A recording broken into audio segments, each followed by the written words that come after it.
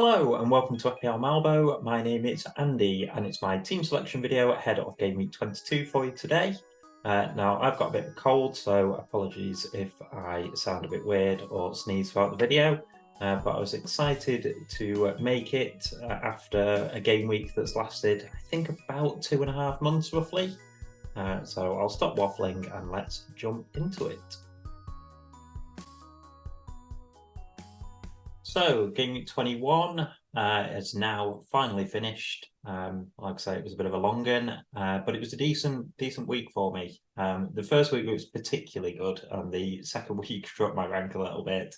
I still almost halved my rank. I'm up to 33,000 in the world. Really pleased with that. 75 points. The big ones, the double Arsenal defence really hasn't paid off for me so far, and it paid off pretty spectacularly in one fell swoop. So we had Raya with 8 points, and then Gabriel, of course, with his 17. Could have been more. He had a goal ruled as an assist, and it was given as an own goal. Afterwards, the Premier League actually awarded the goal to Gabriel. Now, Saka would have got the assist for that one, and FPL never changed the points after they've given them, so it doesn't matter whether that's been officially changed or not. And because I didn't captain Saka, I actually think it probably would have negatively affected my rank. So I'll take the points that were taken off Gabriel for them not to be given to Saka instead, even though I own him. And then alongside him, Pedro Porro and Conte both getting 6 points apiece.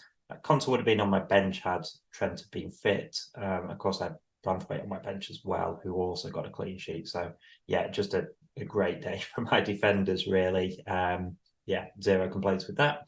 Moving on to the midfield, Richarlison with 8. I think he's a strong pick at the moment and will be for the next few weeks. I'll get onto the blanks and doubles and things like that a little bit later, but Richarlison's not going to be in my team, I think, for that long. I certainly don't want to hold him through the blank that is now pending with Chelsea getting through to the final of the Carabao Cup. But I think for the next 4 game weeks, Richarlison's a great option. I think if you don't own him, you can bring him in the short term. I think he's pretty safe there. I think even when Son comes back, he'll probably keep starting. But until Son's back, I think he's pretty nailed, even with Timo Werner being added to that Tottenham squad. So yeah, 8 points from him. And then Cole Palmer, the captaincy decision, really paid off for me. It's a pretty late decision. I basically just went with the form player I thought in my team. I think there's going to be similar options again this week where really you can justify putting the captaincy on almost any one of your attacking players. And yeah, I looked at my team and just thought Cole Palmer on penalties. He's been in the best form out of all my attacking players. So tempted to go with Saka, but he's been pretty quiet recently. Yeah, 10 points. It made a huge difference. So I ranked 20 with the captaincy. Nothing from Saka, Bowen and Foden. I decided to start Bowen on the off chance that he played because I preferred his fixture over to Dominic Solanke's. In the end, it made zero difference, but he did play, and that is good news for my team. That he's available going forward. And Foden, I thought, was really good in that game, just no returns for him. I think that is something that you kind of get with Foden and Man City as a whole. I'm still happy to hold him. I think the games will come where he gets sort of a 10-pointer, where he can get a goal and assist or get a couple of goals. He's always involved. But with Man City, just the goals and assists are just so shared about. And that's the reason that they're not always the best FPL options. But I think because the double is now been announced for City in Game Week 25, I know we're 4 game weeks away, but I don't mind holding Foden through that, having him for the double and then reassessing. And on to the strikers, 1 from Watkins, 2 from Alvarez. Alvarez is disappointed in Haaland's absence. He's chipped in, he's not been dreadful, and he's quite a cheap price. So that's, okay. But I think there were just better striking options in the game. My preference to get Haaland back would be to sell Alvarez. I think even if he plays, obviously he'll be dropping deeper. And yeah, his output's just dropped a little bit. Whereas Watkins, I'm less worried about. I can actually do Watkins to Haaland in one move. But despite Watkins' returns having died down, he hasn't had a goal in the last 4. He had 2 assists a couple of game weeks ago, but it's been blanks aside from that.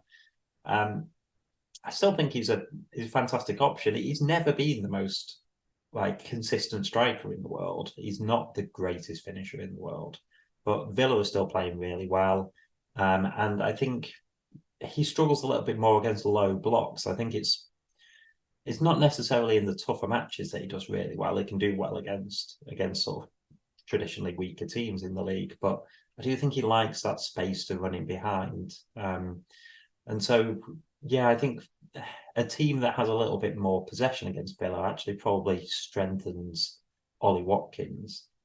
So yeah, I kind of would like to hold him, but at the same point, he's a lot more expensive than my other two strikers, and it does make life easier for me if he's the one to make way.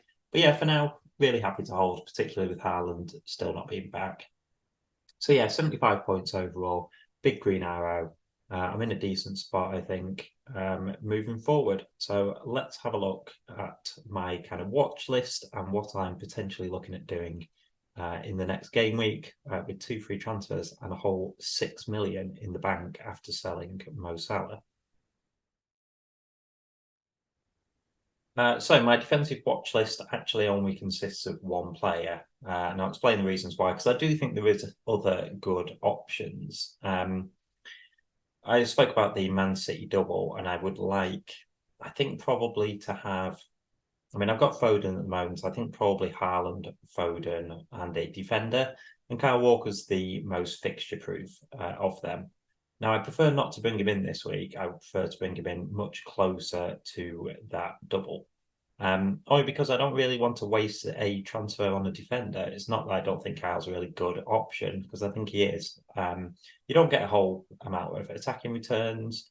And this season, there hasn't been a huge amount of clean sheets, but since Man City came back from the World Club Cup, the clean sheets have started coming in. Seem to have tightened up at the back. I think they've looked good defensively all season. It's often been individual mistakes, and often in winning games. You know, the classic City thing to do seems to be to go 3-0 up, be coasting, and then concede a goal. And on occasions, you know, like the Crystal Palace match, for example, that's how City have dropped points. They've been comfortable in a game and then conceded a goal out of nothing. They seem to have kind of stopped those individual errors that are leading to goals a little bit, sharpened up a bit at the back. The fixtures look really good, but I really like my defence. I think Trent Alexander-Arnold was on the bench and came on in the FA Cup match, which has literally just finished as I'm recording this, the win over Norwich. Gabriel, I don't know anything about his injury. I don't know if that's going to be longer term. Gabriel would probably be the one that would make way for me if money was no object, because Kyle Walker is a little bit more expensive. But I'd like to hear some news on that. The only reason that I would get rid of Gabriel is because I have double Arsenal defence. Happy to have double Arsenal defence, but I'm also happy to have one. I think if you've got just Saliba or just David Raya or just Gabriel, then it's a bit harder, because I think Arsenal are one of the best defences in the league, and I think you want that coverage there. The rest of my defence then, Konsa cheap, Villa's defence is pretty good. Also, he seems pretty nailed. He just seems to start every game. Branthwaite, very cheap.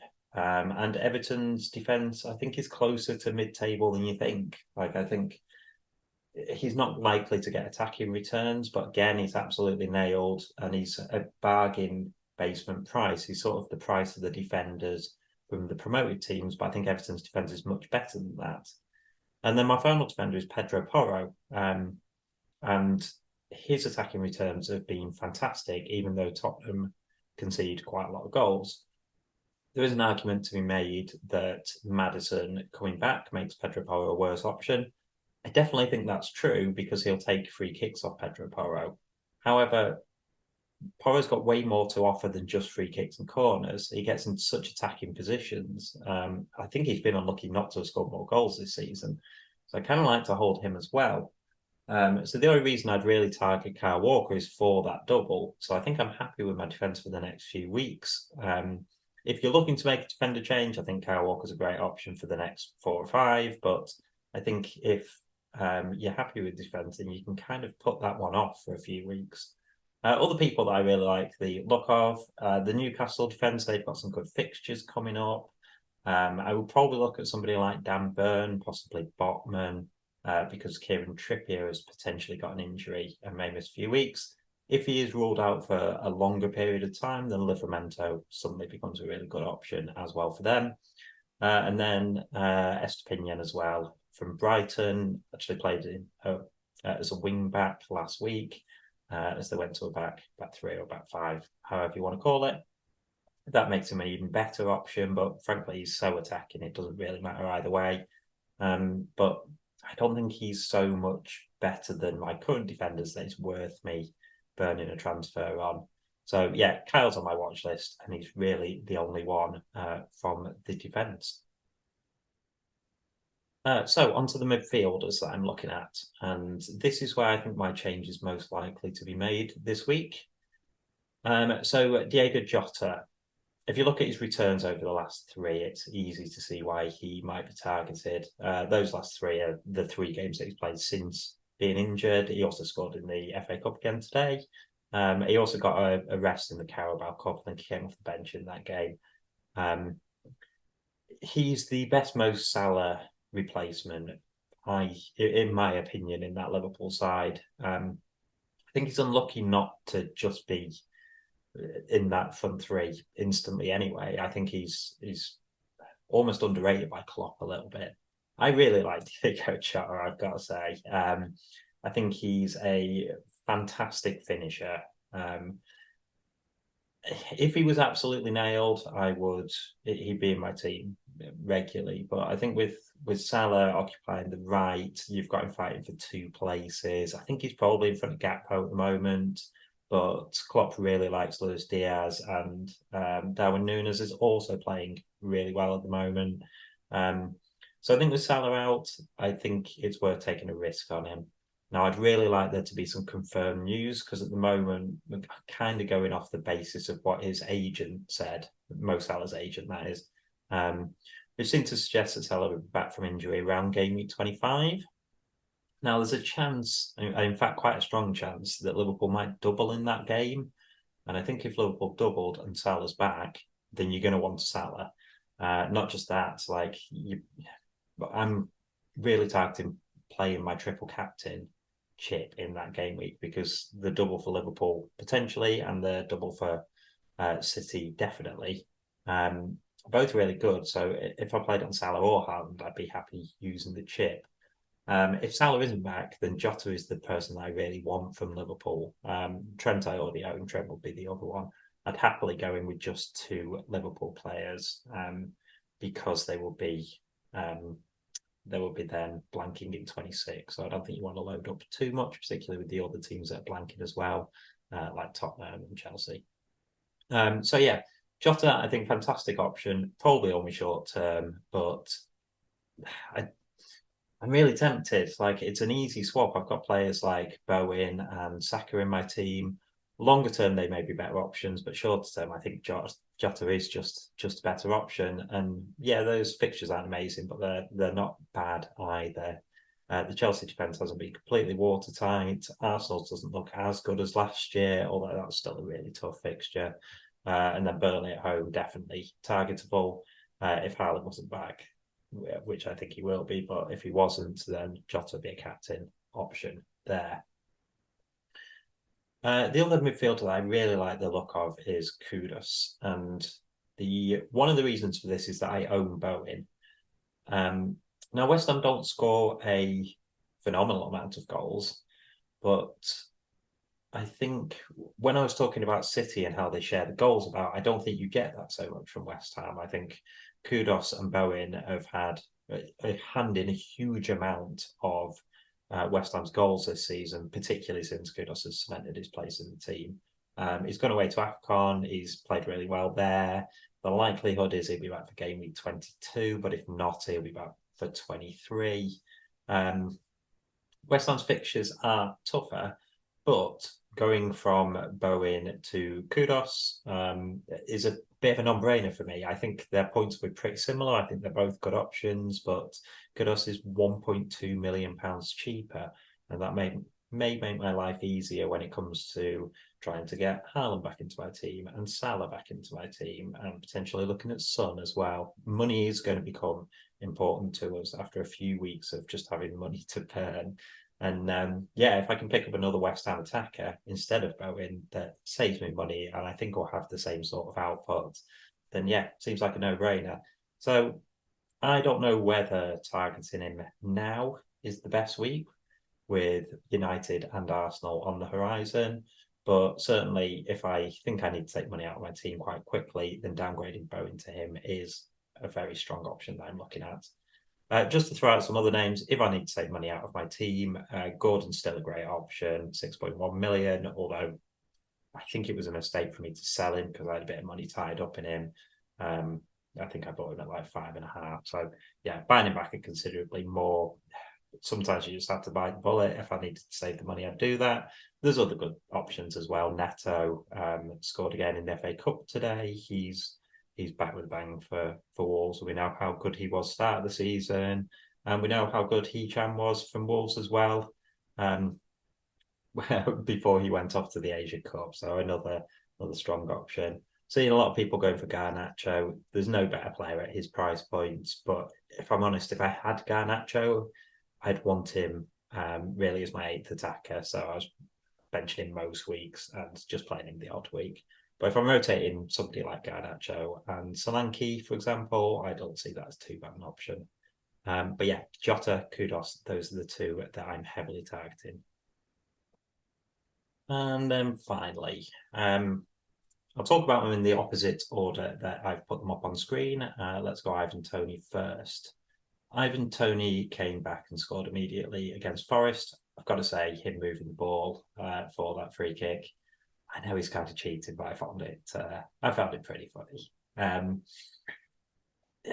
I feel like he's going to be talismanic for Brentford. This is based off nothing but a gut feeling. I feel like he'll just hit the ground running and he'll propel Brentford back up the table. He'll compete for a place in the Euros for England, and probably get a big move in the summer. I think he's an excellent player, and he's on a lot of free kicks. He's on penalties for them. The Brentford attack has been decent all season. It's certainly dropped off in recent weeks.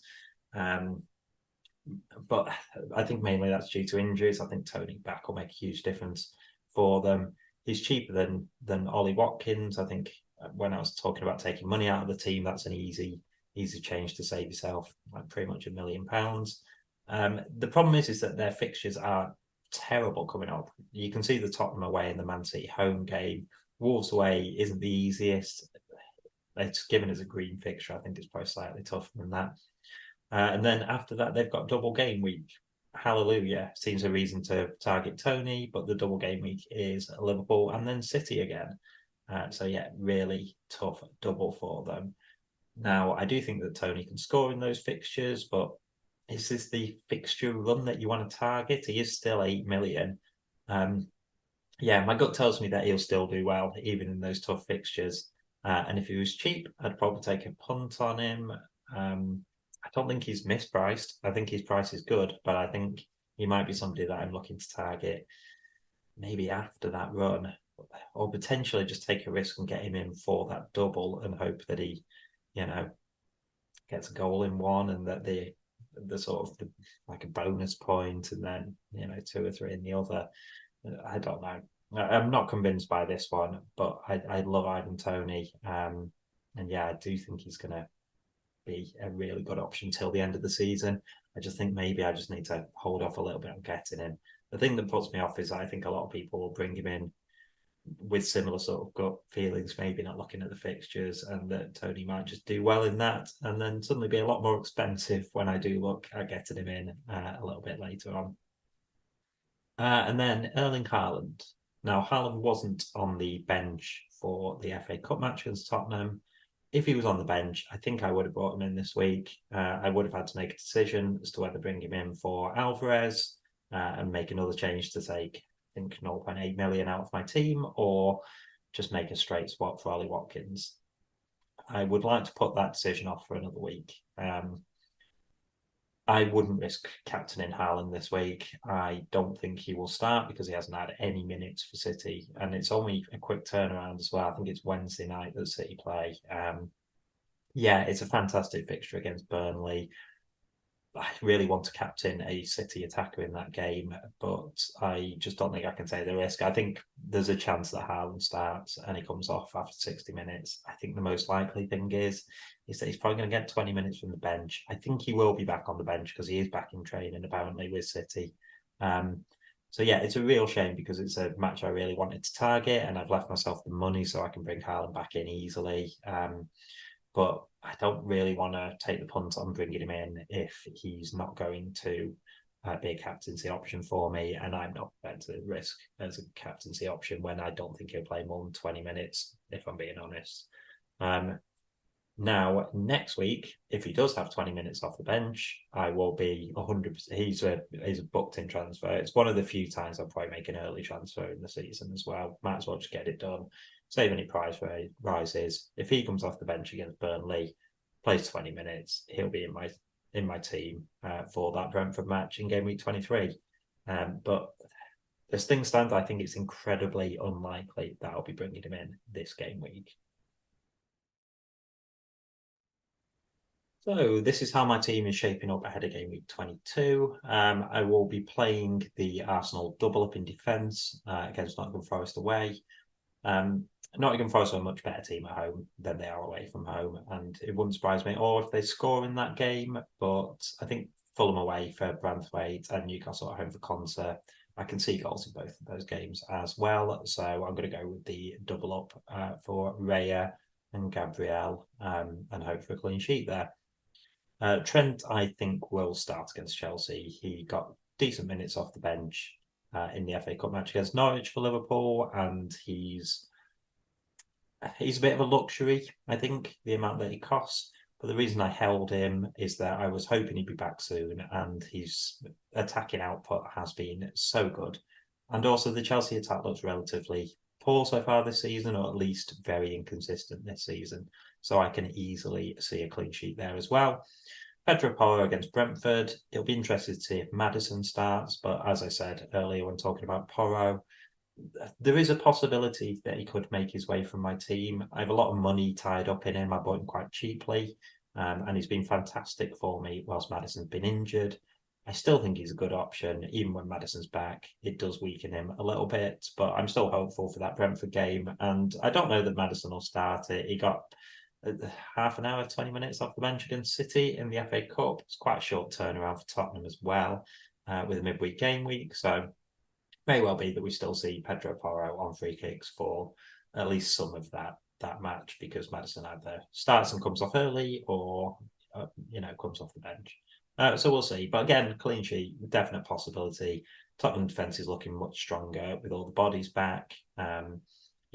So that'll be my defence. I think that's pretty much set in stone.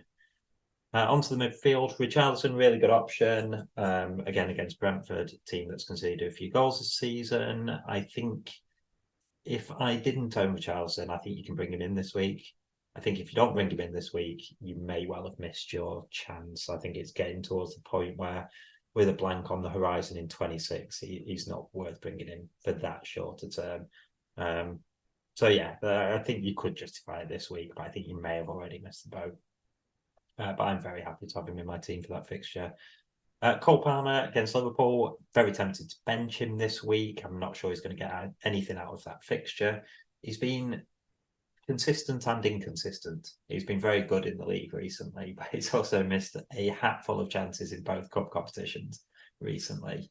The first leg of the semi-final Carabao Cup, he missed a lot of chances, against Villa in the FA Cup as well. So I don't think although his returns have been good in the Premiership, I think there's maybe some blanks heading my way, but I blanked him for that Luton. I benched him for that Luton game, and I just the FOMO is too strong, I think, for me to bench him for that Liverpool game. He's on penalties, so he's probably starting for me, but he won't be getting the captaincy this week. Saka has Forest, Bowen has Bournemouth. Now, they're both very good fixtures. I was talking about Jota being the person that I was targeting. I quite like that game against Chelsea on paper. I think Liverpool will win, and I can see some goals in it for them. And Saka and Bowen are the two people that I'm tempted to get rid of. Now, Bowen, I really like the look of, but as I spoke about earlier, I would happily get Kudus in instead of him. And I don't have to do that this week. I could wait a week or two and then hold Kudus for the sort of longer term, or potentially just downgrade him massively if I was trying to free up funds because Salah was going to be back before that double game week, potentially in 25. So, yeah, it's a tough one. Saka's form has been poor recently, but the Arsenal attacks, looked better last week. And yes, Saka didn't get any attacking return, but he usually does in that attack. His minutes are absolutely nailed. Like he just never seems to get a rest. I wonder whether that's contributing to his little downturn in form. But he is still on penalties as well. I've seen a lot of people selling him this week, and I don't think he's an easy sell at all. I think he could easily haul in that match against Forest. Currently, I've got the vice captaincy on him. Yeah, he may well make way for Jota. If I didn't have two transfers this week, I potentially wouldn't make a transfer, but because I have two, I think I can't just burn one for no reason. So most likely transfer that I make is Saka to Jota. I'm not in love with it, but I really don't want to sacrifice any of my other midfielders.